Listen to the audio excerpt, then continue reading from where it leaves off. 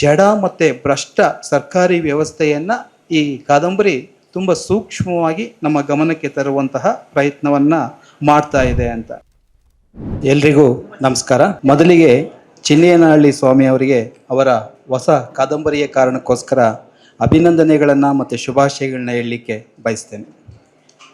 ಸ್ನೇಹಿತರೆ, ಕಾಲಳತೆಯ ದುಃಖ ಚಿನ್ನೇನಹಳ್ಳಿ ಸ್ವಾಮಿಯವರ 2ನೇ ಕಾದಂಬರಿ. ಅದು ಈಗಾಗಲೇ ಅಂತರ ಅನ್ನುವಂತಹ ಒಂದು ಮೊದಲ ಕಾದಂಬರಿಯನ್ನು ಸಾಹಿತ್ಯ ಲೋಕಕ್ಕೆ ಅವರು ಕೊಟ್ಟಿದ್ದಾರೆ. ಅದು ಕಥೆಗಾರರಾಗಿ, ಕವಿಗಳಾಗಿ, ಲೇಖಕರಾಗಿ ಸಾಹಿತ್ಯ ಲೋಕಕ್ಕೆ ಅವರು ಪರಿಚಿತರು.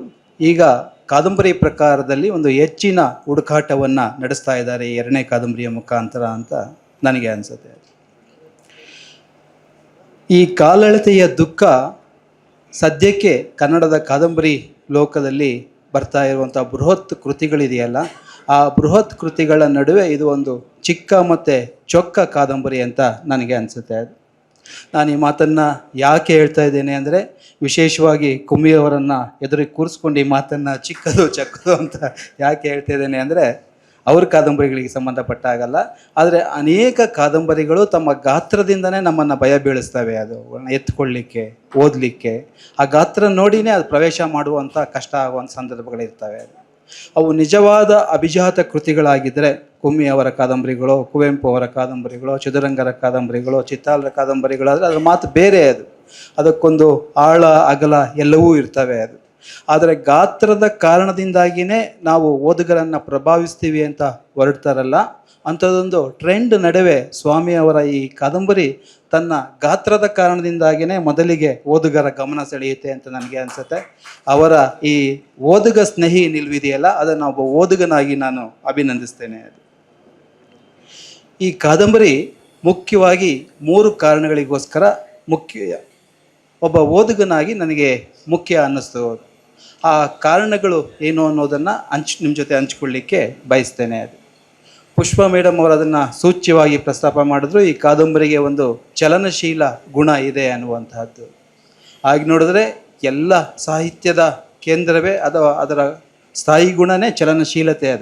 ಚಲನಶೀಲತೆ ಇಲ್ಲದೆ ಹೋದರೆ ಯಾವುದೇ ಸಾಹಿತ್ಯ ಸೃಷ್ಟಿಗೊಳ್ಳಲಿಕ್ಕೆ, ಅದು ಓದುಗರ ಜೊತೆ ಸಂವಹನಗೊಳ್ಳಲಿಕ್ಕೆ ಸಾಧ್ಯ ಇಲ್ಲ. ಆದರೆ ಈ ಕಾದಂಬರಿಯಲ್ಲಿ ವಿಶೇಷವಾಗಿ ಆ ಚಲನಶೀಲ ಗುಣ ಅನ್ನುವಂತಹದ್ದು ಬೇರೆ ಬೇರೆ ರೂಪದಲ್ಲಿ ಎದ್ದು ಕಾಣುತ್ತೆ. ಇಲ್ಲಿ ಕಾದಂಬರಿಕಾರ ಅಥವಾ ನಿರೂಪಕ ತನ್ನ ನೆನಪಿನ ಚಿತ್ರಗಳನ್ನು, ಸ್ಮೃತಿಗಳನ್ನು ಹುಡುಕಿಕೊಂಡು ಹೋಗೋದಿದೆಯಲ್ಲ, ಅಲ್ಲಿ ಕೂಡ ಒಂದು ಚಲನಶೀಲತೆ ಇದೆ.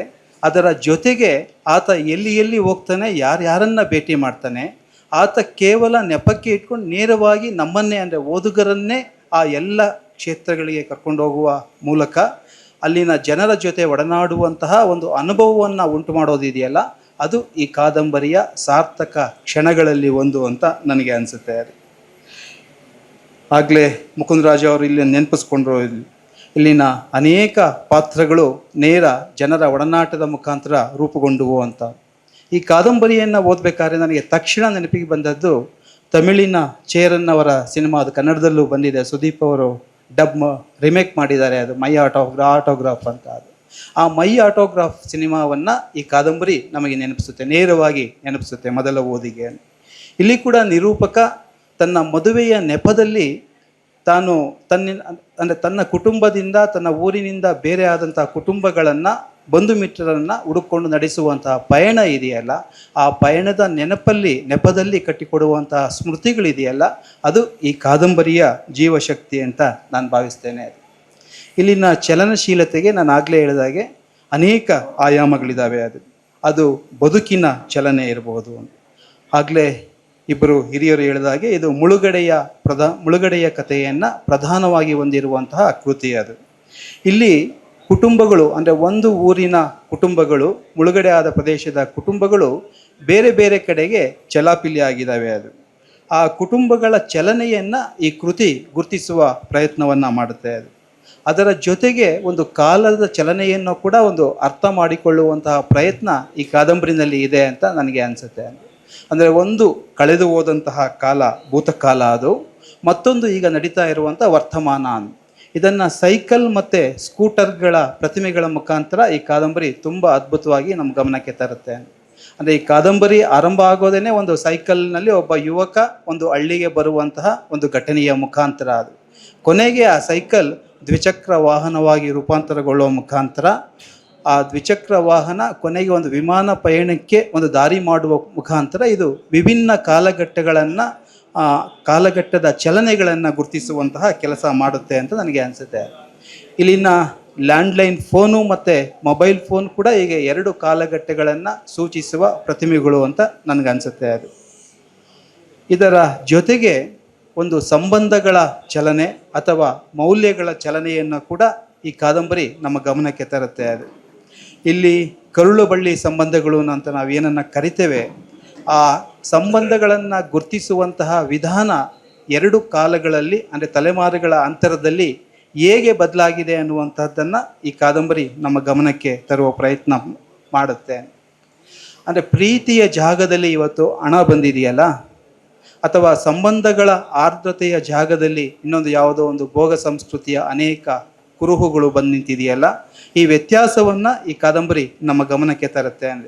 ಅಂದರೆ ಮುಖ್ಯವಾಗಿ ಮೌಲ್ಯಗಳ ಸವಕಳಿಯ ಕುರಿತು ಇದು ಮಾತಾಡುತ್ತೆ. ಅದು ಯಾವುದು ನಮ್ಮ ವೈಯಕ್ತಿಕ ಹಿತಕ್ಕೆ ಅಥವಾ ಸಮಷ್ಟಿಯ ಹಿತಕ್ಕೆ ಅಗತ್ಯ ಅಂತ ನಾವು ಇದುವರೆಗೂ ನಂಬ್ಕೊಂಡಿದ್ದೇವೋ ಅದನ್ನು ಈ ಕಾಲಘಟ್ಟದಲ್ಲಿ ನಾವು ಬಿಟ್ಕೊಡ್ತಾ ಇದ್ದೇವೇನೋ ಅನ್ನುವಂತಹ ಒಂದು ವಿಷಾದವನ್ನು ನಮ್ಮ ಗಮನಕ್ಕೆ ತರಲಿಕ್ಕೆ, ಚಿತ್ರಿಸಲಿಕ್ಕೆ ಅಥವಾ ನಮ್ಮನ್ನು ಯೋಚನೆ ಮಾಡಲಿಕ್ಕೆ ಈ ಕಾದಂಬರಿ ಹಚ್ಚುತ್ತೆ. ಈ ಕಾದಂಬರಿ ಆರಂಭದಲ್ಲಿ ಕಥಾನಾಯಕ ಅನೇಕ ಕುಟುಂಬಗಳಿಗೆ ಅಂದರೆ ಬೇರೆ ಬೇರೆ ಸ್ಥಳಗಳ ಕುಟುಂಬಗಳಿಗೆ ಭೇಟಿ ಮಾಡ್ತಾನೆ. ಅದು ಒಂದು ಆಶ್ಚರ್ಯದ ಸಂಗತಿ ಅಂದರೆ ಅವನು ಯಾವ ಊರಿಗೆ ಹೋಗಿ ಅಲ್ಲಿನ ಜನರನ್ನು ಭೇಟಿ ಮಾಡ್ತಾನೆ, ಅವ್ರ್ಯಾರೂ ಅವನಿಗೆ ನೇರವಾಗಿ ಪರಿಚಿತರಲ್ಲ. ಅದು ಆದರೆ ಅವ್ರು ಯಾರೂ ಬಂದ ತಕ್ಷಣ, ಅಂದರೆ ಈ ಯುವಕನನ್ನು ನೋಡಿದ ತಕ್ಷಣ ನೀನು ಯಾರು, ಇಲ್ಲಿ ಯಾಕೆ ಬಂದಿದ್ದೆ ಅಂತ ಒಂದು ಪ್ರಶ್ನೆಯನ್ನು ಅವ್ರು ಕೇಳಲ್ಲ. ಅದು ಆ ಕುಟುಂಬಗಳು ಮೊದಲಿಗೆ ಅವನನ್ನು ಮಾತಾಡ್ಸೋದೇನೆ ಯಾವಾಗ ಬಂದ್ರಿ, ಎಲ್ಲ ಆರಾಮ, ಕುಡಿಲಿಕ್ಕೆ ನೀರು ತಗೋ, ಬೆಲ್ಲ ತಗೋ ಅಂತ ಕೊಡುವಂತಹದ್ದು. ಅಂದರೆ ಒಬ್ಬ ಮನುಷ್ಯನನ್ನು ನೋಡಿದ ತಕ್ಷಣ ನಮಗೆ ಇವತ್ತು ಅವನ ಒಂದು ಐಡೆಂಟಿಟಿಯ ಪ್ರಶ್ನೆ ಹುಟ್ಟುತ್ತಲ್ಲ, ಅದು ಇಲ್ಲಿ ಒಂದು ಕಾಲದಲ್ಲಿ ಇರಲಿಲ್ಲ. ಅದು ಅಂದರೆ ಒಬ್ಬ ಮನುಷ್ಯನ ನೋಡಿದ ತಕ್ಷಣ ಅವನ ಬಳಲಿಕೆ ಬಗ್ಗೆ, ಅವನ ಕ್ಷೇಮದ ಬಗ್ಗೆ ನಾವು ಯೋಚನೆ ಮಾಡ್ತಾ ಇದ್ದೀವಿ. ಆನಂತರ ಸಹಜವಾದ ಯೋಗಕ್ಷೇಮದ ಕುಶಲ ಸಮಾಚಾರ ಇರ್ಬೋದು, ಅಥವಾ ಅವನ ಯಾರು ಬಂದಿದ್ದ ಉದ್ದೇಶಗಳನ್ನು ಅರ್ಥ ಮಾಡಿಕೊಳ್ಳುವಂಥದ್ದು.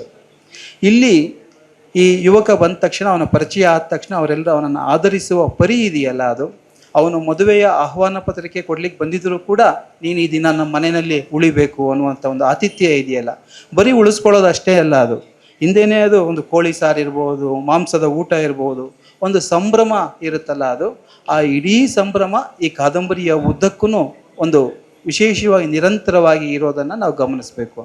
ಅಂದರೆ ಇದು ಮಾನವೀಯ ಮೌಲ್ಯಗಳು ನಮ್ಮ ಬದುಕಿನಲ್ಲಿ ಎಷ್ಟು ಸಹಜವಾಗಿ ಹಾಸು ಹೋಗಿದ್ದಾವೆ ಅನ್ನುವಂಥದ್ದನ್ನು ಈ ಕೃತಿ ನಮ್ಮ ಗಮನಕ್ಕೆ ತರುತ್ತೆ ಅಂತ ನನಗೆ ಅನಿಸುತ್ತೆ. ಅದು ಆದರೆ ಕಾದಂಬರಿಯ ಕೊನೆಗೆ ಎಲ್ಲಿ ಬೆಲ್ಲ ಮತ್ತು ಸಿಹಿ ನೀರನ್ನು ಇತ್ತೋ ಆ ಜಾಗದಲ್ಲಿ ಕೃತಕ ಪಾನೀಯಗಳು ಅಂದರೆ ಇವತ್ತಿನ ಪೆಪ್ಸಿ ಕೋಲಾಗಳು ಬಂದಿರೋ ಅಂಥದ್ದನ್ನು ಈ ಕಾದಂಬರಿ ನಮ್ಮ ಗಮನಕ್ಕೆ ತರುತ್ತೆ. ಅಂದರೆ ಒಂದು ಆತ್ಮೀಯತೆಯ ಕೊರತೆ ಅತ್ಯಂತ ಸಹಜವಾಗಿ ಇವತ್ತಿನ ಬದುಕಿನ ಭಾಗ ಆಗಿರೋದನ್ನು, ಆ ವೈರುಧ್ಯಗಳನ್ನು ಈ ಕೃತಿ ತುಂಬ ಸೂಕ್ಷ್ಮವಾಗಿ ಮತ್ತು ಸೊಗಸಾಗಿ ಕಟ್ಕೊಡುತ್ತೆ. ಅದು ಹೀಗೆ ವೈರುಧ್ಯಗಳನ್ನು ಕಾಣಿಸಿದ್ರೂ ಕೂಡ ನಾವು ಗಮನಿಸಬೇಕಾದಂಥ ಒಂದು ಸಂಗತಿ ಅಂದರೆ, ಈ ಯಾವುದನ್ನೂ ಕೂಡ ದೂರಿನ ರೀತಿ ಕಾದಂಬರಿಕಾರರು ಚಿತ್ರಿಸಲ್ಲ. ಅಂದರೆ ಒಂದು ಅಳವಳಿಕೆ ಇಲ್ಲ. ಅದು ನಾವು ಮೌಲ್ಯಗಳ ಬಗ್ಗೆ ಮಾತಾಡಬೇಕಾದ್ರೆ ಇವುಗಳನ್ನು ಕಳ್ಕೊಂಡಿದ್ದೇವೆ, ಅವುಗಳಿಂದ ದೂರವಾಗಿದ್ದೇವೆ ಅಂತ ಒಂದು ರೀತಿಯ ದೂರುವ ಮನಸ್ಥಿತಿ ಇರುತ್ತೆ, ಅಳವಳಿಕೆ ಇರುತ್ತೆ. ಅಂದರೆ ಆ ಕಾಲನೇ ಚೆನ್ನಾಗಿತ್ತು, ಇವತ್ತಿನ ಕಾಲ ಚೆನ್ನಾಗಿಲ್ಲ ಅಂತ ಒಂದು ಕಂಪ್ಲೇಂಟ್ ಇರುತ್ತಲ್ಲ, ಆ ಥರದ ಕಂಪ್ಲೇಂಟ್ಗಳು ಈ ಕಾದಂಬರಿನಲ್ಲಿಲ್ಲ. ಕಾದಂಬರಿಕಾರ ಈಗಿತ್ತು ನೋಡಿ ಅನ್ನುವಂಥ ಚಿತ್ರಗಳನ್ನು ಓದುಗರ ಮುಂದೆ ಇಡ್ತಾರೆ, ಮತ್ತು ಅದರ ಬಗ್ಗೆ ತೀರ್ಮಾನಗಳನ್ನು ಕಂಡುಕೊಳ್ಳುವಂತಹದ್ದು. ಅಂದರೆ ಆ ಚಿತ್ರಗಳನ್ನು ಕಾಲ ಹಿಂಗಿತ್ತು, ಓದುಗರೇ ತೀರ್ಮಾನ ಮಾಡಲಿ, ಓದುಗರ ಮೂಲಕ ಕಾದಂಬರಿ ಬೆಳಿಬೇಕು ಅನ್ನುವಂಥದ್ದನ್ನು ಈ ಕೃತಿ ನಮ್ಮ ಮುಂದೆ ಇಡ್ತಾ ಹೋಗುತ್ತೆ. ಅಂದರೆ ಸ್ನೇಹ ಸಂಬಂಧಗಳ ಮಹತ್ವವನ್ನು ಈ ಕಾದಂಬರಿ ಅವಕಾಶ ಸಿಕ್ಕಾಗಲೆಲ್ಲ ನಮ್ಮ ಗಮನಕ್ಕೆ ತರುವಂತಹ ಪ್ರಯತ್ನವನ್ನು ಮಾಡ್ತಾ ಇದೆ ಅಂತ ನನಗೆ ಅನ್ನಿಸ್ತು, ಒಬ್ಬ ಓದುಗನಾಗಿ, ಮೊದಲ ಓದಿಗೆಯಾಗಿ. ಈ ಕಾದಂಬರಿಯ ಎರಡನೇ ಗುಣ ತುಂಬ ಮುಖ್ಯವಾದ್ದು, ಮನುಷ್ಯನ ತವಕತಲನಗಳಿಗೆ ಸ್ಪಂದಿಸುವಂಥದ್ದು. ಒಬ್ಬ ಸೃಜನಶೀಲ ಬರಹಗಾರ ಯಾವ ರೀತಿ ಸ್ಪಂದಿಸಲಿಕ್ಕೆ ಸಾಧ್ಯ ಇದೆ ಅನ್ನುವಂಥದ್ದನ್ನು ನಮ್ಮ ಗಮನಕ್ಕೆ ತರುವಂತಹದ್ದು. ಅದು ವರ್ತಮಾನದ ಬಿಕ್ಕಟ್ಟುಗಳಿರ್ಬೋದು, ಸಮಸ್ಯೆಗಳಿರ್ಬೋದು, ಅವುಗಳ ಅವಲೋಕನ ನಡೆಸ್ತಾನೆ ಅವುಗಳಿಗೆ ಹೇಗೆ ಸ್ಪಂದಿಸಬಹುದು, ಉತ್ತರ ಕಂಡುಕೊಳ್ಬೋದು ಅನ್ನುವಂಥ ಒಂದು ಸೂಚನೆ ಕೂಡ ಈ ಕಾದಂಬರಿನಲ್ಲಿ ಇದೆ ಅಂತ ನನಗೆ ಅನ್ನಿಸ್ತದೆ. ಆಗಲೇ ಮುಕುಂದರಾಜು ಸರ್ ಮೇಡಮ್ ಹೇಳಿದಾಗೆ, ಇದು ಒಂದು ಮುಳುಗಡೆಯ ಸಂತ್ರಸ್ತರ ಬದುಕಿನ ಕುರಿತ ಕಥನ. ಹೌದು, ಇಲ್ಲಿನ ಸಂತ್ರಸ್ತರ ಪರಿಸ್ಥಿತಿ ಹೇಗಿದೆ ಅಂದರೆ, ಸರ್ಕಾರ ಅವರಿಗೆ ಯಾವುದೋ ಒಂದು ಜಾಗವನ್ನು ತೋರಿಸಿದೆ, ಅದು ಮುಳುಗಡೆಯಾದ ಜಾಗಕ್ಕೆ ಪರ್ಯಾಯವಾಗಿ ಅದು. ಆದರೆ ಅಲ್ಲಿ ಮೂಲ ನಿವಾಸಿಗಳು ಅವರ ಹಕ್ಕುಗಳನ್ನು ಸ್ಥಾಪನೆ ಮಾಡ್ತಾ ಇದ್ದಾರೆ. ಮತ್ತು ಅರಣ್ಯ ಇಲಾಖೆ ಕೂಡ ಇದು ಅರಣ್ಯ ಇಲಾಖೆಗೆ ಸೇರಿದ ಜಾಗ, ನಿಮಗೆ ಬಿಟ್ಕೊಡ್ಲಿಕ್ಕಾಗಲಿಲ್ಲ. ಅಂದರೆ ಇವರಿಗೆ ನ್ಯಾಯವಾಗಿ ಸೇರಬೇಕಾದಂಥ ಸ್ಥಳಕ್ಕೋಸ್ಕರ ಇವರು ಕೋರ್ಟಲ್ಲಿ ಒಂದು ಕಾನೂನು ಹೋರಾಟ ಮಾಡಬೇಕಾದಂತಹ ಸ್ಥಿತಿಯನ್ನು ಇವತ್ತಿನ ವ್ಯವಸ್ಥೆ ಸೃಷ್ಟಿ ಮಾಡಿದೆ. ಅಂದರೆ ಒಂದು ಅಸ್ಪಷ್ಟ ಭವಿಷ್ಯವನ್ನು ಸೃಷ್ಟಿ ಮಾಡಿದ್ದಾರೆ ಅಂತ. ಅಂದರೆ ಒಂದು ಜಡ ಮತ್ತು ಭ್ರಷ್ಟ ಸರ್ಕಾರಿ ವ್ಯವಸ್ಥೆಯನ್ನು ಈ ಕಾದಂಬರಿ ತುಂಬ ಸೂಕ್ಷ್ಮವಾಗಿ ನಮ್ಮ ಗಮನಕ್ಕೆ ತರುವಂತಹ ಪ್ರಯತ್ನವನ್ನು ಮಾಡ್ತಾ ಇದೆ ಅಂತ. ಅದರ ಜೊತೆಗೇ ಇದು ಕೃಷಿಯಲ್ಲಿ ತೊಡಗಿರುವ ಇದಾರಲ್ಲ, ಅವರ ವೈಯಕ್ತಿಕ ಬದುಕು ಒಂದು ಅಸ್ಪಷ್ಟವಾಗಿರುವಂತಹ ಒಂದು ಇವತ್ತಿನ ಸ್ಥಿತಿಯನ್ನು ಕೂಡ ಇದು ತುಂಬ ಆರ್ದ್ರವಾಗಿ ನಮ್ಮ ಗಮನಕ್ಕೆ ತರುತ್ತೆ. ಅಂದರೆ ಅವರಿಗೆ ಮದುವೆಗೆ ಹೆಣ್ಣು ಸಿಕ್ಕದೇ ಇರುವಂತಹ ಒಂದು ಬಿಕ್ಕಟ್ಟನ್ನು ಈ ಕಾದಂಬರಿ ಸೃಷ್ಟಿ ಮಾಡುತ್ತೆ. ಮುಕುಂದರಾಜ ಸರ್ ಆಗಲೇ ಹೇಳಿದ್ರು, ಅದು ಇವತ್ತು ಈ ಅಭಿವೃದ್ಧಿ ಯೋಜನೆಗಳ ನೆಪದಲ್ಲಿ ದೊರೆಯುವಂತಹ ಪರಿಹಾರವನ್ನು ನಮ್ಮ ರೈತರು ಅಥವಾ ಶಿಕ್ಷಣದ ಅಥವಾ ಇವತ್ತಿನ ವ್ಯಾವಹಾರಿಕ ಜಗತ್ತಿನ ಪರಿಚಯ ಇಲ್ಲದವರು ಯಾವ ರೀತಿ ಬಳಸ್ತಾ ಇದ್ದಾರೆ ಅನ್ನುವಂತಹದ್ದು.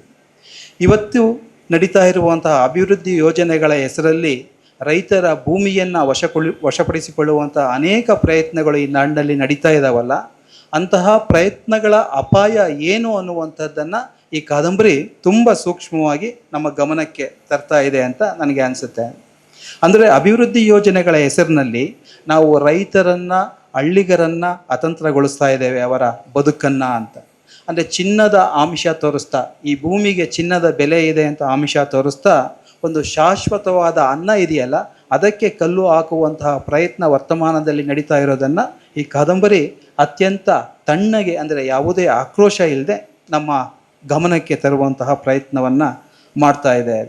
ಸರ್ಕಾರದಿಂದ ಹಣ ಪಡೆದು ನಗರಗಳಿಗೆ ಹೋದವರು ಆ ಹಣನ ಕಳ್ಕೊಂಡಿರುವಂಥದ್ದು, ಅಥವಾ ಸಂಗಾತಿಯಿಂದ ವಿಶ್ವಾಸ ದ್ರೋಹಕ್ಕೆ ಒಳಗಾಗಿ ಮತ್ತೆ ಊರಿಗೆ ಬಂದಿರೋವಂಥದ್ದು, ಅಥವಾ ಕೋರ್ಟ್ ಕೇಸ್ಗಳಿಗೆ ಸಿಕ್ಕಾಕೊಂಡು ತಮ್ಮ ಬದುಕನ್ನೇ ಹೈರಾಣು ಮಾಡಿಕೊಂಡಿರುವಂಥದ್ದನ್ನು, ಒಟ್ಟಾರೆ ನಮ್ಮ ಹಳ್ಳಿಗಳು ಬರಿದಾಗ್ತಾ ಇರೋದನ್ನು, ಯುವಜನರ ಪಲಾಯನ ಆಗ್ತಾ ಇರೋದನ್ನು, ನಗರಗಳ ಆಕರ್ಷಣೆಗೆ ಎಲ್ಲ ಇಡೀ ಸಮಾಜ ಒಳಗಾಗ್ತಾ ಇರೋದನ್ನು ಈ ಕಾದಂಬರಿ ನಮ್ಮ ಗಮನಕ್ಕೆ ತರ್ತಾ ಇದೆ ಅಂತ ಅನಿಸುತ್ತೆ. ಈ ಕಾದಂಬರಿನಲ್ಲಿ ಒಂದು ಮಾತು ಬರುತ್ತೆ, ಒಂದು ಪಾತ್ರ ಹೇಳುತ್ತೆ, ಅದು ಇಷ್ಟೇ ಅಲ್ವಾ ಮನುಷ್ಯ ಜನ್ಮ ಅಂದರೆ, ಮುಖವಾಡ ಹಾಕಿಕೊಂಡಿರುವಂಥ ಮುಖಗಳು ಸುಂದರವಾಗಿ ಕಾಣ್ತವೆ, ಆದರೆ ಆ ಮುಖವಾಡಗಳನ್ನು ಕಳಚಿಕೊಂಡ ನಂತರ ನಿಜ ರೂಪ ಅರ್ಥ ಆಗುತ್ತೆ ಅಂತ ಒಂದು ಪಾತ್ರ ಉದ್ಗರಿಸುತ್ತೆ. ಆ ಮಾತು ಇದೆಯಲ್ಲ, ಅದು ಇಡೀ ಕಾದಂಬರಿಯ ಒಂದು ಧ್ಯೇಯ ಕೇಂದ್ರ ಅಂತ ನಾನು ಭಾವಿಸ್ತೇನೆ. ಅಂದರೆ ಮುಖವಾಡಗಳ ಜಗತ್ತನ್ನು ನಮಗೆ ಕಾಣಿಸ್ತಲೇ ನಮಗೆ ಬೇಕಾದಂತಹ ನೈಜವಾದ ಬದುಕು, ಮುಖವಾಡಗಳಿಲ್ಲದೆ ಇರುವಂಥ ಬದುಕು ಯಾವುದು ಅನ್ನುವಂಥದ್ದನ್ನು ನಮ್ಮ ಗಮನಕ್ಕೆ ತರುವಂತಹ ಪ್ರಯತ್ನವನ್ನು ಈ ಕಾದಂಬರಿ ಮಾಡುತ್ತೆ. ಸ್ನೇಹಿತರೆ, ಈ ಕಾದಂಬರಿಯನ್ನು ಈ ಕಾದಂಬರಿಯ ಕಥನ ಆಗಿದ್ದರೂ ಕೂಡ, ಕೇಂದ್ರ ಆಗಿದ್ದರೂ ಕೂಡ, ಇದು ಕೇವಲ ಮುಳುಗಡೆಯ ಕತೆ ಅಷ್ಟೇ ಅಂತ ನನಗೆ ಅನಿಸಲ್ಲ. ಅದು ಅಂದರೆ ಇಲ್ಲಿನ ಮುಳುಗಡೆ ಒಂದು ಬಗೆಯ ಮುಳುಗಡೆ ಅಲ್ಲ, ಇಲ್ಲಿ ಅನೇಕ ಬಗೆಯ ಮುಳುಗಡೆಗಳ ಚಿತ್ರಣ ಇದು ಅಂತ ನನಗೆ ಅನಿಸುತ್ತೆ. ಅದು ಸದಾಶಯಗಳ ಮುಳುಗಡೆ ಇರ್ಬೋದು, ಮೌಲ್ಯಗಳ ಮುಳುಗಡೆ ಇರ್ಬೋದು, ಸಂಬಂಧಗಳ ಮುಳುಗಡೆ ಇರಬಹುದು, ಕೊನೆಗೆ ಅನೇಕ ಹಳ್ಳಿಗಳ ಮುಳುಗಡೆ ಕೂಡ ಇರಬಹುದು. ನಾವು ಇವೆಲ್ಲವನ್ನ ಕಳ್ಕೊತಾ ಇದ್ದೀವಲ್ಲ, ಇವೆಲ್ಲವನ್ನ ಮುಳುಗಡೆಗಳೇ ಅಂತ ಭಾವಿಸೋದಾದರೆ ಒಂದು ದುರಂತದ ಕಡೆಗೆ ಸಮಾಜ ಚಲಿಸ್ತಾ ಇದೆಯಲ್ಲ, ಅದನ್ನು ಕೂಡ ಈ ಕಾದಂಬರಿ ಗುರ್ತಿಸುವ ಪ್ರಯತ್ನವನ್ನು ಮಾಡ್ತಾ ಇದೆ ಅಂತ ನನಗೆ ಅನಿಸುತ್ತೆ.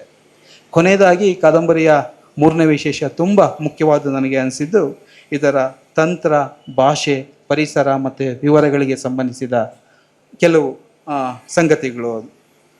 ಇಲ್ಲಿ ಮನೋವ್ಯಾಪಾರ ಅನ್ನುವಂಥದ್ದು ಈ ಕಾದಂಬರಿನಲ್ಲಿ ಅನೇಕ ರೂಪಗಳಲ್ಲಿ ಚಿತ್ರ ಆಗುತ್ತೆ. ಅದು ನೇರವಾಗಿ ಹೇಳೋದಾದರೆ, ಕಥಾನಾಯಕನ ಗೆಳೆಯ ಇದನ್ನಲ್ಲ, ಆ ಗೆಳೆಯನಿಗೆ ಇರುವಂತಹ ಒಂದು ಮನಸ್ಸಿನ ಸಂಘರ್ಷವನ್ನು ಈ ಕಾದಂಬರಿ ಉದ್ದಕ್ಕೂ ಪ್ರಸ್ತಾಪ ಮಾಡುತ್ತೆ. ಕಾದಂಬರಿ ಶುರು ಆಗೋದೇನೆ ಒಬ್ಬ ಯುವಕ ಹಳ್ಳಿಗೆ ಬಂದಾಗ ಎಲ್ಲಿ ನೀನು ಪಾಸ್ಪೋರ್ಟ್ ಕೊಡು ಅಂತ ಇನ್ನೊಬ್ಬ ಯುವಕ ಕೇಳೋದ್ರ ಮುಖಾಂತರ. ಅದು ಏನಿದು ಪಾಸ್ಪೋರ್ಟ್, ಒಂದು ಹಳ್ಳಿಗೆ ಬರಬೇಕಾದ್ರೆ ಪಾಸ್ಪೋರ್ಟ್ ಅಗತ್ಯವ ಅನ್ನುವಂಥ ಒಂದು ಜಿಜ್ಞಾಸೆಯ ಮುಖಾಂತರ ಈ ಕಾದಂಬರಿ ಆರಂಭ ಆಗುತ್ತೆ. ಅದು ಆ ಯುವಕನ ಒಂದು ವಿದೇಶಕ್ಕೆ ಹೋಗಬೇಕು ಅನ್ನುವಂತಹ ಒಂದು ಕನಸು, ಆಸೆ ಭಗ್ನ ಆಗಿರುತ್ತಲ್ಲ, ಅದು ಮಾನಸಿಕ ಸಂಘರ್ಷದ ರೂಪದಲ್ಲಿ ಅವನನ್ನು ಕಾಡ್ತಾ ಇರುತ್ತೆ. ಮತ್ತು ಇಡೀ ಊರು ಅವನನ್ನು, ಕುಟುಂಬ ಒಳಗೊಂಡಂತೆ ಇಡೀ ಊರಿನ ಪಾಲಿಗೆ ಅವನೊಬ್ಬ ಮತಿಗೆಟ್ಟ ಯುವಕನಾಗಿರ್ತಾನೆ. ಅವನಿಗೊಂದು ಚಿಕಿತ್ಸೆ ಕೂಡ ಅಗತ್ಯ ಅಂತ ಅವ್ರು ಯಾರಿಗೂ ಅನಿಸಿರಲ್ಲ. ಅದು ಅಂದರೆ ಅವನಿಗೆ ಒಂದು ಚಿಕಿತ್ಸೆ ಅಗತ್ಯ ಅನಿಸೋದು ಅವನ ಗೆಳೆಯನಿಗೆ ಮಾತ್ರ ಅಷ್ಟೇ, ಅಲ್ಲಿ ಬಂದ ಶಿವಗೆ ಮಾತ್ರ, ಕಥಾನಾಯಕನಿಗೆ ಮಾತ್ರ. ಅದು ಇದಿಷ್ಟೇ ಅಲ್ಲ, ಈ ಥರದ ಅನೇಕ ಸಂಗತಿಗಳನ್ನು, ಮನಸ್ಸಿನ ಬಿಕ್ಕಟ್ಟುಗಳ ಕುರಿತು ಈ ಕಾದಂಬರಿ ಮಾತಾಡುತ್ತೆ ಅಂತ ನನಗೆ ಅನಿಸುತ್ತೆ. ಇಲ್ಲಿನ ಪೋಷಕರಿದ್ದಾರೆ, ಕೆಲವು ಒಂದು ಕುಟುಂಬ ಇದೆ ಅಲ್ಲಿ ಕಿರಿಯ ಮಗನ ಬಗೆಗೆ ಅತೀವವಾದ ಪ್ರೀತಿಯನ್ನು ಒಳಗೊಂಡಿರುವಂಥ ಅಪ್ಪ ಅಮ್ಮ ಹಿರಿಯ ಮಗನನ್ನು ಅತ್ಯಂತ ನಿಕೃಷ್ಟವಾಗಿ ಕಾಣ್ತಾರೆ. ಅದು ಎಷ್ಟರ ಮಟ್ಟಿಗೆ ನಿಕೃಷ್ಟವಾಗಿ ಕಾಣ್ತಾನೆ ಅಂದರೆ, ಇವನು ನಮ್ಮ ಮಗ ಅಲ್ಲ, ಒಬ್ಬ ಮಲತಾಯಿ ಅಥವಾ ಇನ್ನೊಂದು ಮಗ ಇರಬಹುದು, ದತ್ತು ಮಗ ಇರ್ಬೋದೇನೋ ಅನ್ನುವಷ್ಟು ನಿಕೃಷ್ಟವಾಗಿ ನಡೆಸ್ಕೋತಾರೆ. ಅದಕ್ಕೆ ಸಕಾರಣಗಳೇ ಇಲ್ಲ ಅಂದರೆ ಈ ಮನಸ್ಸಿನ ಬಿಕ್ಕಟ್ಟುಗಳಿದೆಯಲ್ಲ, ಸೂಕ್ಷ್ಮಗಳಿದೆಯಲ್ಲ, ಇದನ್ನು ಅರ್ಥ ಮಾಡಿಕೊಳ್ಳುವಂಥದ್ದೇನೆ ತುಂಬ ಕಷ್ಟ ಅನ್ನುವಂಥದ್ದನ್ನು ಈ ಕಾದಂಬರಿ ನಮ್ಮ ಗಮನಕ್ಕೆ ತರುತ್ತೆ. ಇಲ್ಲಿನ ಪಾಸ್ಪೋರ್ಟ್ ಕೂಡ ಕೇವಲ ಒಂದು ದಾಖಲೆ ಮಾತ್ರ ಆಗಿರದೆ, ಅದು ನಮ್ಮ ಬದುಕಿಗೆ ಸಂಬಂಧಿಸಿದ ಒಂದು ರೂಪಕ ಆಗಿದೆ ಅಂತ ನನಗೆ ಅನಿಸುತ್ತೆ. ಇಲ್ಲಿನ ಪಾಸ್ಪೋರ್ಟ್ ಇದೆಯಲ್ಲ, ಅದು ಬಿಡುಗಡೆಯ ರೂಪದಲ್ಲಿ ಅನೇಕರಿಗೆ ಬೇರೆ ಬೇರೆ ರೂಪಗಳಲ್ಲಿ ಒದಗಿ ಬರುವಂಥದ್ದು. ಕೆಲವರಿಗೆ ಮದುವೆ ಅನ್ನುವಂಥದ್ದೇ ಒಂದು ಪಾಸ್ಪೋರ್ಟ್ ಇರ್ಬೋದು, ಅಥವಾ ನಗರಕ್ಕೆ ಹೋಗುವಂತಹದ್ದೇ ಅಲ್ಲಿ ನೆಲೆ ಕಂಡುಕೊಳ್ಳುವಂಥದ್ದೇ ಒಂದು ಪಾಸ್ಪೋರ್ಟ್ ಇರ್ಬೋದು, ಅಥವಾ ಕೋರ್ಟ್ ಕೇಸ್ಗಳಿಂದ ವಿಮೋಚನೆ ಹೊಂದುವಂತಹದ್ದೇ ಒಂದು ಪಾಸ್ಪೋರ್ಟ್ ಇರ್ಬೋದು.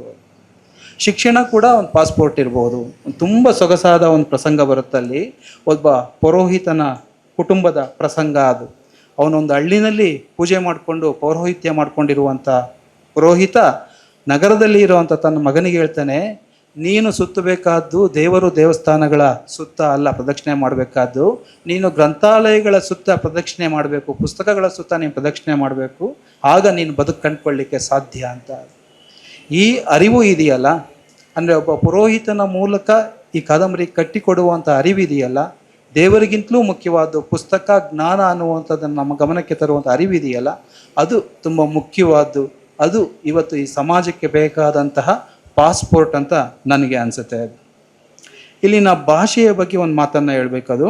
ಇದು ಸಂವಹನದ ದೃಷ್ಟಿಯಿಂದ ತುಂಬ ಪರಿಣಾಮಕಾರಿಯಾದಂತಹ ಭಾಷೆ. ಅದು ಸರಳ ಅಂದರೆ ನಾನೊಂದು ಗುಣ ಮೌಲ್ಯದ ರೂಪದಲ್ಲಿ ಹೇಳ್ತಾ ಇದ್ದೇನೆ. ತುಂಬ ಆ ಥರದ ಒಂದು ಭಾಷೆ, ಪರಿಣಾಮಕಾರಿಯಾದಂತಹ ಭಾಷೆ ಇದು.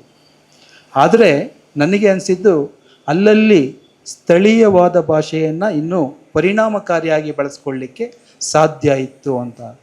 ಏಕೆಂದರೆ ಇದು ಅನೇಕ ನೆಲಮೂಲಗಳ ಕಥನ ಇದು, ಆಳಕ್ಕೆ ಹೋಗುವಂತಹದ್ದು. ಅಲ್ಲಿನ ಭಾಷೆಯ ಮುಖಾಂತರ ಅಲ್ಲಿನ ಸಮಸ್ಯೆಗಳನ್ನು, ಪರಿಸರವನ್ನು ಇನ್ನೂ ಪರಿಣಾಮಕಾರಿಯಾಗಿ ಕಟ್ಕೊಡ್ಲಿಕ್ಕೆ ಸಾಧ್ಯ ಇತ್ತೇನೋ ಅಂತ ನನಗೆ ಅನಿಸುತ್ತೆ. ಆದರೆ ಇದರ ಆಚೆಗೆ ನೋಡಿದರೆ ಪರಿಸರಕ್ಕೆ ಸಂಬಂಧಪಟ್ಟಂತಹ ಅನೇಕ ವಿವರಣೆಗಳಿದೆಯಲ್ಲ, ಅವು ತುಂಬ ಪರಿಣಾಮಕಾರಿಯಾಗಿ ಈ ಕೃತಿನಲ್ಲಿ ಮೂಡಿರೋದನ್ನು ನಾವು ಗಮನಿಸಬೇಕು. ಒಂದು ಕಾದಂಬರಿಯ ಶಕ್ತಿ ಇರುವಂತಹದ್ದೇ ಅದರ ಸಮೃದ್ಧ ವಿವರಗಳಲ್ಲಿ ಅನ್ನುವಂಥ ಒಂದು ಪರಿಕಲ್ಪನೆ ಇದೆ. ಆದರೆ ಅನೇಕ ಸಂದರ್ಭಗಳಲ್ಲಿ ಆ ವಿವರಗಳು ಏರಿಕೆಯ ರೂಪದಲ್ಲಿ ಕಾದಂಬರಿನಲ್ಲಿ ಚಿತ್ರಣ ಆಗಿರೋದನ್ನು ಕೂಡ ನಾವು ನೋಡ್ಲಿಕ್ಕೆ ಸಾಧ್ಯ ಇದೆ ಕನ್ನಡ ಸಾಹಿತ್ಯದಲ್ಲಿ. ಆದರೆ ಇಲ್ಲಿನ ವಿವರಗಳಿದೆಯಲ್ಲ, ಇವು ಹೊರಗಿನಿಂದ ತಂದ ಏರಿಕೆ ಆಗಿರದೆ ಕಥನದ ಒಳಗಿನಿಂದನೇ ರೂಪುಗೊಂಡಿರುವ ವಿವರಗಳಾದ್ರಿಂದ ಇವು ತುಂಬ ಓದುಗರಿಗೆ ಆಪ್ಯಾಯಮಾನವಾದ ವಿವರಗಳಾಗಿ ರೂಪಾಂತರ ಹೊಂದ್ತವೆ, ಕಥನದ ಭಾಗ ಆಗಿದ್ದಾವೆ, ಸಹಜವಾಗಿದ್ದಾವೆ. ಅದು ಜೊತೆಗೆ ಇಲ್ಲಿನ ಪರಿಸರದ ರೂಪದಲ್ಲಿ ಅಲ್ಲಿನ ಅಡುಗೆ ಸಂಸ್ಕೃತಿಯನ್ನು, ಆಹಾರ ಸಂಸ್ಕೃತಿಯನ್ನು ಕೂಡ ಈ ಕಾದಂಬರಿ ನಮ್ಮ ಗಮನಕ್ಕೆ ತರುತ್ತೆ. ಕೋಳಿ ಸಾರಿರ್ಬೋದು, ಕಾಡಂದಿಯ ಒಂದು ಘಮಲಿರ್ಬೋದು, ಕಲ್ಲೇಡಿ ಇರ್ಬೋದು, ವಿವಿಧ ಬಗೆಯ ಅಣಬೆಗಳು, ಮೀನುಗಳಿರ್ಬೋದು, ತಲೆ ಮಾಂಸ ಇರ್ಬೋದು. ಅಂದರೆ ಈ ಮಾಂಸದ ಘಮ ಮತ್ತು ಮಸಾಲೆಯ ಘಮ ಇದೆಯಲ್ಲ, ಅದು ಈ ಕಾದಂಬರಿಯ ಉದ್ದಕ್ಕೂ ಅದು ವ್ಯಾಪಿಸ್ಕೊಂಡಿದೆ. ಅದು ಓದುಗರ ಅನುಭವಕ್ಕೂ ಕೂಡ ಬರುತ್ತೆ. ಅದು ಜೊತೆಗೆ ಈ ಕಾದಂಬರಿನಲ್ಲಿ ಕೆಲವು ಸ್ವಾರಸ್ಯಕರ ಪ್ರಸಂಗಗಳು, ಹೃದಯ ಸ್ಪರ್ಶಿ ಪ್ರಸಂಗಗಳಿದ್ದಾವೆ. ಒಂದು 2-3 ಚಿಕ್ಕದಾಗಿ ನಿಮ್ಮ ಜೊತೆ ಹಂಚಿಕೊಳ್ಳಿಕ್ಕೆ ಬಯಸ್ತೇನೆ. ಒಬ್ಬ ವ್ಯಕ್ತಿ, ಶಾಮಣ್ಣ ಅನ್ನುವಂತಹ ವ್ಯಕ್ತಿ ಮನೆಯಲ್ಲಿ ಒಂದು ರಾತ್ರಿ ಮಲ್ಕೊಂಡಿದ್ದಾನೆ. ಬೆಕ್ಕು ಬಂದು ಅವನ ಮರ್ಮಾಂಗಕ್ಕೆ ರಾತ್ರಿ ಹೊತ್ತಿನಲ್ಲಿ ಬಾಯಿ ಹಾಕ್ಬಿಡುತ್ತೆ. ಅವನಿಗೆ ಎಂತಹ ಧರ್ಮ ಸಂಕಟಕ್ಕೆ ಸಿಕ್ಕಾಕೋತಾನೆ ಅಂದರೆ, ಒದ್ದಾಡ್ತಾ ಇದ್ದಾನೆ ಆ ನೋವಿನಿಂದ. ಆದರೆ ಆಸ್ಪತ್ರೆಗೆ ಹೋದರೆ ಅವನ ಚಿಕಿತ್ಸೆ ನಿಜವಾದ ಸಮಸ್ಯೆಯನ್ನು ಹೇಳಲಿಕ್ಕಾಗಲ್ಲ, ಅವನಿಗೆ ಮುಜುಗರವನ್ನು ಅನುಭವಿಸ್ತಾನೆ. ಆ ಪ್ರಸಂಗವನ್ನು ತುಂಬ ಸೂಕ್ಷ್ಮವಾಗಿ ಮತ್ತು ಎಷ್ಟು ಸೂಕ್ಷ್ಮವಾಗಿದೆ ಅಂದರೆ ಅಲ್ಲಿ ಎಲ್ಲಿನೂ ಒಂದು ಅಶ್ಲೀಲತೆಯ ಸೋಂಕೇನೇ ಇಲ್ಲ, ಅಷ್ಟು ನವಿರಾಗಿ ಸೂಕ್ಷ್ಮವಾಗಿ ಈ ಕಾದಂಬರಿ ಚಿತ್ರಿಸುತ್ತಾರೆ. ಅದರ ಜೊತೆಗೇ ತುಂಬ ಶಿಕಾರಿನಲ್ಲಿ ಪಳಗಿದಂತಹ ಒಬ್ಬ ವ್ಯಕ್ತಿ ಒಂದು ಹೇಡಿ ಅವನ ಹೆಬ್ಬೆಟ್ಟನ್ನು ಹಿಡಿದಾಗ ಅದರಿಂದ ಬಿಡಿಸೋ ಪ್ರಸಂಗ ಇದೆಯಲ್ಲ, ಅದನ್ನು ಓದಿನೇ ನೀವು ಸವಿಬೇಕು. ಅದು ಅಷ್ಟು ಸುಂದರವಾದ ಪ್ರಸಂಗ ಇದೆ. ನನಗೆ ತುಂಬ ಮುಖ್ಯ ಅನಿಸಿದ್ದು, ಹೃದಯಕ್ಕೆ ತಟ್ಟುವಂತಹದ್ದು, ಜೀವನದಲ್ಲಿ ಎಲ್ಲ ಭರವಸೆಗಳನ್ನು ಕಳೆದುಕೊಂಡಂತಹ ಒಬ್ಬ ವ್ಯಕ್ತಿ ಆತ್ಮಹತ್ಯೆ ಮಾಡಬೇಕು ಅಂತ ಇಲಿ ಪಾಷಾಣ ತೊಗೊಂಡ್ಬರ್ತಾನೆ ಮನೆಗೆ. ಆ ಇಲಿ ಪಾಷಾಣವನ್ನು ತಂದು ಅದನ್ನು ಸೇವಿಸೋ ಸಂದರ್ಭದಲ್ಲಿ ಅಂಗಡಿನಲ್ಲಿ ಅದನ್ನು ಸುತ್ತಕೊಟ್ಟಿರ್ತಾರಲ್ಲ, ಒಂದು ನ್ಯೂಸ್ ಪೇಪರ್ ತುಣುಕು, ಅದು ಆ ನ್ಯೂಸ್ ಪೇಪರ್ನಲ್ಲಿರುವಂಥ ಒಂದು ಸುದ್ದಿ ಅವನ ಕಣ್ಣಿಗೆ ಕಾಣಿಸುತ್ತೆ. ಅದು ಆ ಸುದ್ದಿಯನ್ನು ಓದಿದ ತಕ್ಷಣ ಅವನು ಸಾಯುವ ನಿರ್ಧಾರವನ್ನೇ ಬಿಟ್ಬಿಡ್ತಾನೆ. ಬದುಕು ಅನ್ನುವಂಥದ್ದೇನೆ ಹೀಗೆ ಕಷ್ಟ ಸುಖ ಎಲ್ರಿಗೂ ಇರುತ್ತೆ. ಅಂದರೆ ಆ ಜ್ಞಾನೋದಯದ ಕ್ಷಣ ಇದೆಯಲ್ಲ, ಅರಿವಿನ ಕ್ಷಣ ಇದೆಯಲ್ಲ, ಅದನ್ನು ಕೇವಲ ಒಂದೆರಡು ಪ್ಯಾರಾಗಳಲ್ಲೇ ಕಟ್ಕೊಡೋದಿದೆಯಲ್ಲ, ಅದು ಒಂದು ರೀತಿಯ ಕಾವ್ಯದ ಸ್ವರೂಪದ ಕ್ಷಣಗಳು ಅಂತ ನನಗೆ ಅನಿಸುತ್ತೆ. ಅದೇ ರೀತಿ ರಾತ್ರಿನಲ್ಲಿ ಒಂದು ಸ್ಕೂಟರ್ ಪಯಣದ ಸಂದರ್ಭದಲ್ಲಿ ಮಲೆನಾಡಿನ ಪರಿಸರದಲ್ಲಿ ರಾತ್ರಿ ಕಪ್ಪೆಗಳು ರಸ್ತೆಗಳಿಗೆ ಅಡ್ಡ ಆಗಿ ಬಂದು, ಸಾಮೂಹಿಕವಾಗಿ ಅಡ್ಡವಾಗಿ ಬಂದು ಅವುಗಳ ಮೇಲೆ ವಾಹನಗಳು ಹೋದಾಗ ಅವು ಅಪ್ಪಚ್ಚಿ ಆಗೋದಿದೆಯಲ್ಲ, ಅಂಥದ್ದೊಂದು ದಾರುಣ ಚಿತ್ರವನ್ನು ಕೂಡ ಈ ಕಾದಂಬರಿ ಕಟ್ಕೊಡುತ್ತೆ. ಅದು ಅಂದರೆ ಮನಸ್ಸನ್ನು ವಿಷಣ್ಣವಾಗಿಸುವ ಪ್ರಸಂಗಗಳು ಕೂಡ ಇಲ್ಲಿ ಇರುತ್ತೆ. ನಾಗರಿಕತೆಯ ಹಸ್ತಕ್ಷೇಪ ಇದೆಯಲ್ಲ ಕಾಡಿನಲ್ಲಿ, ಅಥವಾ ಪ್ರಕೃತಿಯ ಮೇಲೆ ಮನುಷ್ಯನ ಹಸ್ತಕ್ಷೇಪ ಇದೆಯಲ್ಲ, ಅಂಥ ಸೂಕ್ಷ್ಮಗಳನ್ನು ತುಂಬ ಸೂಕ್ಷ್ಮವಾಗಿ ಕಟ್ಕೊಡುತ್ತೆ. ನಾನು ಆಗಲೇ ಹೇಳಿದೆ, ಮನೋವ್ಯಾಪಾರಕ್ಕೆ ಸಂಬಂಧಪಟ್ಟಂತಹ ಅನೇಕ ಪ್ರಸಂಗಗಳಿದ್ದಾವೆ. ಅದು ಸರ್ ಜ್ಞಾಪಿಸ್ಕೊಂಡು ಆಗ್ಲೇ ಅದು ದೇವರ ಪ್ರಸಂಗ. ಅದರ ಮುಂದುವರಿದ ಭಾಗ ತುಂಬ ಸೊಗಸಾಗಿದೆ. ಅಲ್ಲಿ ಒಬ್ಬ ಹೆಣ್ಣು ಮಗಳು ಹೋಗಿರ್ತಾಳೆ, ಅವಳಿಗೆ ಗಂಡನ ಬಗ್ಗೆ ಅನುಮಾನ ಇರುತ್ತೆ, ಅವನಿಗೆ ಬೇರೆ ಸಂಬಂಧಗಳಿರ್ಬೋದು ಅಂತ. ಅವಳು ದೇವರನ್ನ ಕೇಳ್ತಾಳೆ, ನನ್ನ ಗಂಡಂಗೆ ಇಂದಿನ ಜನ್ಮದಲ್ಲಿ ಏನಾದರೂ ಹುಡುಗಿಯರ ಸಹವಾಸ ಇತ್ತ, ಆ ಥರದ ಒಂದು ಚಪಲ ಏನಾದರೂ ಇತ್ತ ಅಂತ. ಆಗ ದೇವರು ನೀಡುವ ಉತ್ತರ ಇದೆಯಲ್ಲ, ಅದು ಎಕ್ಸ್ಟ್ರಾರ್ಡಿನರಿ. ಅದು ಇಲ್ಲ, ನಿನ್ನ ಗಂಡ ತುಂಬ ಒಳ್ಳೆಯವನು, ಅವನಿಗೆ ಆ ಥರದ್ದು ಏನೂ ಇರಲಿಲ್ಲ ಅಂತ. ಅಷ್ಟಕ್ಕೆ ದೇವ್ರು ನಿಲ್ಲಿಸಲ್ಲ. ಅದು ಆಕೆಗೆ ಹೇಳುತ್ತೆ, ನೋಡು, ನೀನು ಇಂದಿನ ಜನ್ಮದಲ್ಲಿ ಕೂಡ ತುಂಬ ಸುಂದರವಾಗಿದ್ದೆ. ತುಂಬ ಸುಂದರವಾಗಿದ್ದಿದ್ದು ಮಾತ್ರ ಅಲ್ಲ, ನೀನು ನಿನ್ನ ಪ್ರಾಯದ ದಿನಗಳಲ್ಲಿ ಒಂದು 10-12 ದಿನ ಮನೆಯಿಂದ ಹೊರಗೆ ಹೋಗಿದ್ದೆ ಅಂತ ಹೇಳಿ ಮಾತು ನಿಲ್ಲಿಸುತ್ತೆ. ಅಂದರೆ ಬದುಕನ್ನು ಹೇಗೆ ನೋಡಬೇಕು ಅನ್ನೋ ಒಂದು ಪಾಠ ಇದೆಯಲ್ಲ, ಅದು ನಾವು ನಂಬಿಕೊಂಡಂತಹ ದೈವ ಮಾಡಬೇಕಾದಂತಹ ನಿಜವಾದ ಕೆಲಸ ಅಂತ ಅನಿಸುತ್ತೆ. ಅಂದರೆ ಇಂಥ ಪ್ರಸಂಗಗಳಿದೆಯಲ್ಲ, ಈ ಪ್ರಸಂಗಗಳು ಈ ಕಾದಂಬರಿಗೆ ಒಂದು ವಿಶೇಷವಾದ ಒಳಪನ್ನು ತಂದುಕೊಟ್ಟಿವೆ ಅಂತ ನಾನು ಭಾವಿಸ್ತೇನೆ. ಸ್ನೇಹಿತರೆ, ಇಷ್ಟು ಹೇಳೋದರ ಜೊತೆಗೆ ಕೆಲವು ತಕರಾರುಗಳನ್ನು ಕೂಡ ಈ ಕೃತಿ ಬಗ್ಗೆ ನನಗೆ ಇರುವಂಥ ತಕರಾರುಗಳನ್ನು ಕೂಡ ಹೇಳದೇ ಹೋದರೆ ಅಪ್ರಾಮಾಣಿಕನಾಗ್ತೇನೆ ನಾನು ಓದುಗನಾಗಿ. ನಾನು ಆಗಲೇ ಹೇಳಿದೆ, ಈ ಕಾದಂಬರಿಯ ತುಂಬ ಮುಖ್ಯವಾದ ಗುಣ ಇದರ ಅಡಕ ಗುಣ ಅಂತ ಸಂಕ್ಷಿಪ್ತವಾಗಿ ಕಾಣಿಸೋ ಅನ್ನುವಂಥದ್ದು. ಆದರೆ ಈ ಅಡಕ ಗುಣವೇ ಕೆಲವು ಕಡೆ ಈ ಕಾದಂಬರಿಯ ಮಿತಿ ಕೂಡ ಆಗಿದೆ ಅಂತ ನನಗೆ ಅನಿಸುತ್ತೆ. ಆಗಲೇ ನಾನು ಹೇಳಿದಾಗೆ, ಒಂದು ಕಾದಂಬರಿಯ ಜೀವಶಕ್ತಿ ಇರೋದೇನೆ ಒಂದು ವಿವರಗಳ ಸಮೃದ್ಧಿನಲ್ಲಿ ಹಾಗೂ ಜೀವನದ ದರ್ಶನವನ್ನು ನಮಗೆ ಕಾಣಿಸೋದರಲ್ಲಿ ಅಂತ. ಈ ಕೃತಿ ವಿವರಗಳ ಸಮೃದ್ಧಿ ಅಗತ್ಯ ಇರೋ ಕಡೆ ಇದೆ ಇಲ್ಲ ಅಂತಲ್ಲ, ಆದರೆ ಜೀವನದ ದರ್ಶನವನ್ನು ಕಾಣಿಸುವಂತಹ ಅನೇಕ ಸಾಧ್ಯತೆಗಳನ್ನು ಇದು ಬಿಟ್ಟುಕೊಟ್ಟಿದೆ ಅಂತ ನನಗೆ ಅನಿಸುತ್ತೆ.